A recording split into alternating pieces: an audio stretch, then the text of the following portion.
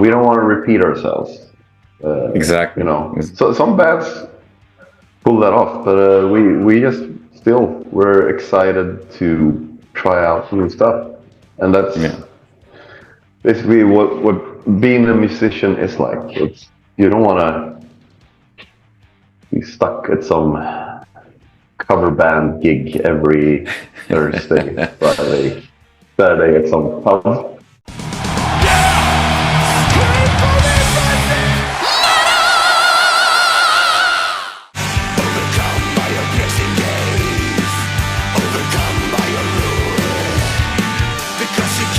Johannes, thank you for taking some time while on tour. I always appreciate your flexibility. Sub Rosa and Æternum is coming out in just a week as we're talking. How are you feeling, man? Like, do you, while on tour, do you even have the mental capacity to also get excited for this album? Man, you don't have any mental capacity at all on tour. Just trying to survive every day. But I mean, I'm very excited. Of course, only a week to go now until the release of our 6th studio album. So that's it's starting to count. The next few live shows and tours will be harder and harder to create that set list now that there's another group of songs added.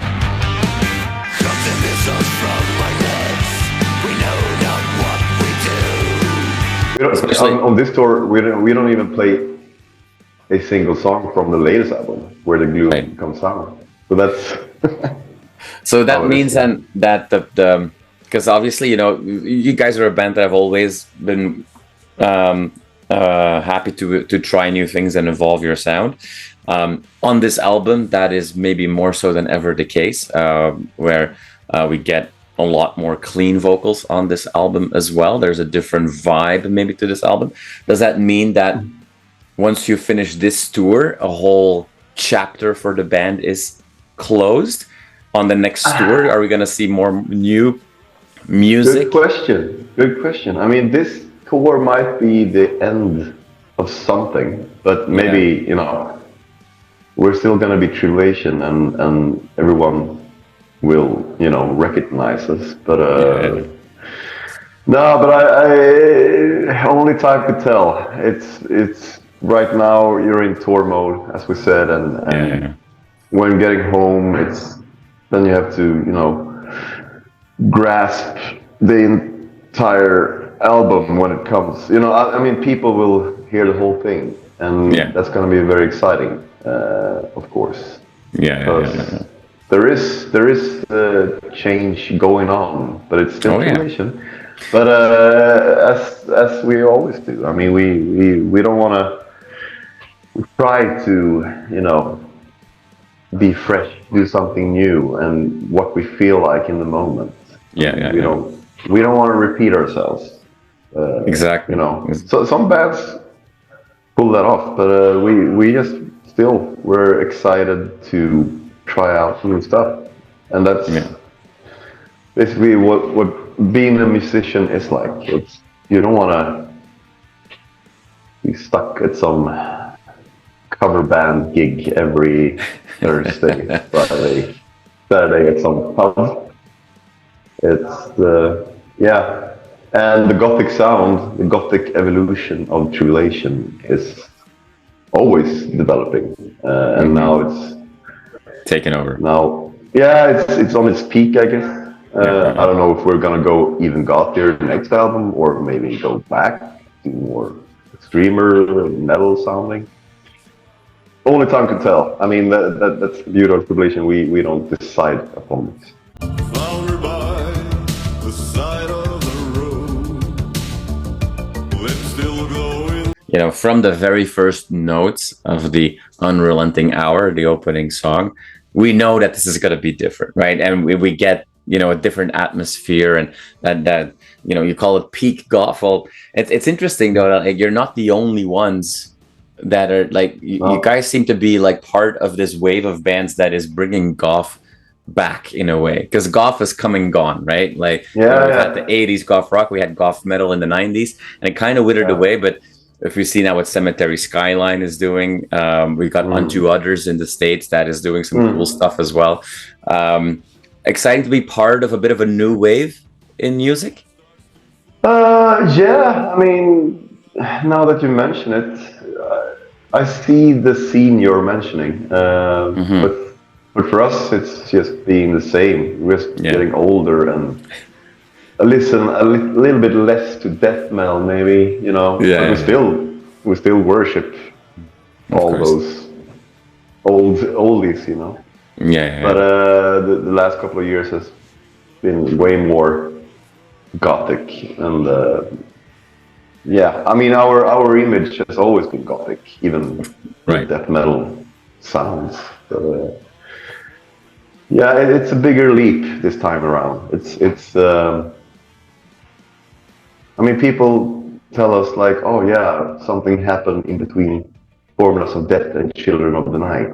That was a leap, and we're like, yeah, sure. I mean, we see that. But it's the same with this album as well. Now I'm prepared for the leap. It feels like this album. I mean, obviously it's a dark album.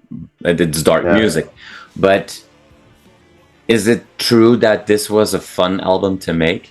Like, it sounds like a band that is just having fun. And then obviously also subsequently, when you guys, after writing and recording the music, when you're doing all the other stuff like creating music videos and stuff like that, it's clear that a lot of fun went into that as well. Is Tribulation healthier as a band, more mature as a band today than before? Might be, actually. Well, it's ups and downs all the time, you know. But this album was great to make. I mean, we have very long sessions now, and we don't rehearse that much. We kind of, you know, rehearse before we record it in the studio. Sometimes it's ridiculous, but that's how we work apparently, and that's where, you know, everyone gets a say in the final songwriting process as well, you know. But this time was actually very great because we had a producer as well. We trusted someone else. Maybe that's the ultimate sign of maturity, you know, being able to let go to some extent. It was very good. We had a pre-production week with our friend Tom Dalgetti from England. Flew over to Stockholm and had some notes here and there on our demos. He also came the last week in the studio, so he helped a lot. You know, ideas like synths and explosions and extra guitar, you know, a lot of great stuff actually. It's great.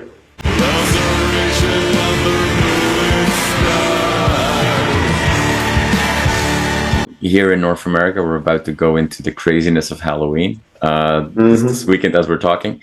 I mean, I know that rock bands have a love-hate relationship with Halloween, but when you put out music videos that are either inspired by like 60s Italian horror or stuff like Nightmare on Elm Street with Murder in Red, I have a feeling that the band is more embracing of, you know, horror movies and Halloween than maybe some other bands.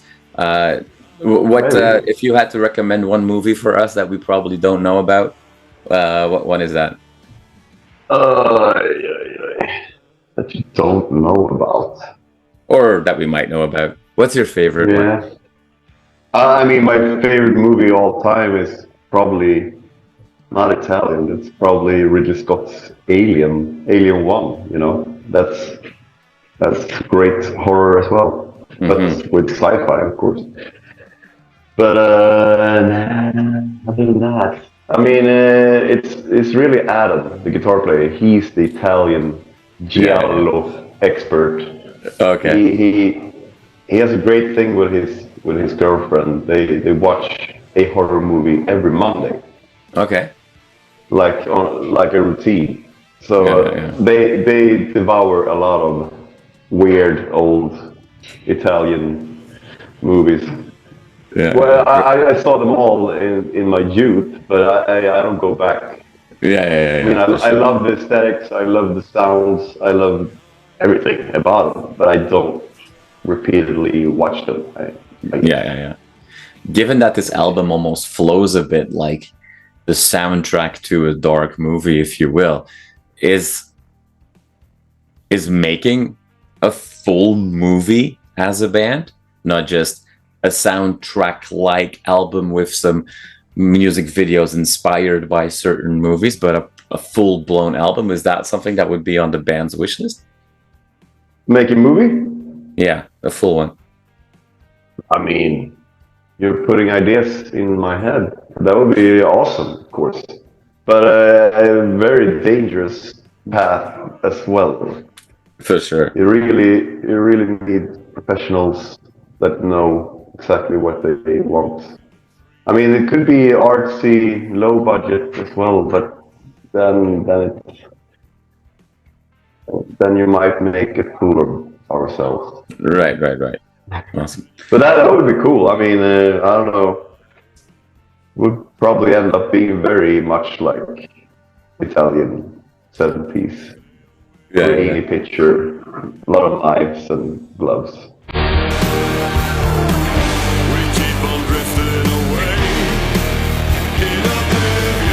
Yeah. Exactly. Awesome. Now you've got the shows that you're playing now. You've got the albums coming out. You'll maybe have a little bit of time to rest over, the holidays break. But in February you're kicking off another tour. That's a European tour that will run into March. So you're not going to get a whole other rest, and then by the time the summer festivals come around, everybody has digested the album. So to wrap us up, what can we keep our eyes open for 2025? Because I have a feeling it's going to be a busy year for you. It probably is, and it's still wrapping itself up for us as well. It's the European one we just announced a couple of days back, so that's great. And then we're heading back to the States. Have to use those visas to full extent. We're working on it currently, but it's almost finalized. So awesome. Going back to the States in May, and we're doing some special show in Stockholm during the spring, but I can't say anything more than that at this moment. And yeah, I mean, everything is gonna just roll on. Festivals, they pop up now, the offers, so it's gonna be hectic. And we got a three-year visa now in the States, so hopefully we'll be back in the States more. There you go. It feels like every album cycle is like, all right, now we've done Europe like 4 tours in a row. Oh man, we need to go back to the States. Vice versa, I think it's a bit more focused on the States. All right, good. Well, we'll here in Toronto and Canada, we'll keep our fingers crossed that you'll play Canada many times as well. If you come to the States, you might as well jump across the border and do some shows here. We love Canada. Awesome, Johannes. I know these are hectic days for you with getting ready for a show, and I want you to be able to focus on that. Thank you so much for your time on taking some of our questions. We're excited for the album coming out in just a week, and can't wait to see you in Toronto very soon. Yeah, thank you, man. It was a pleasure.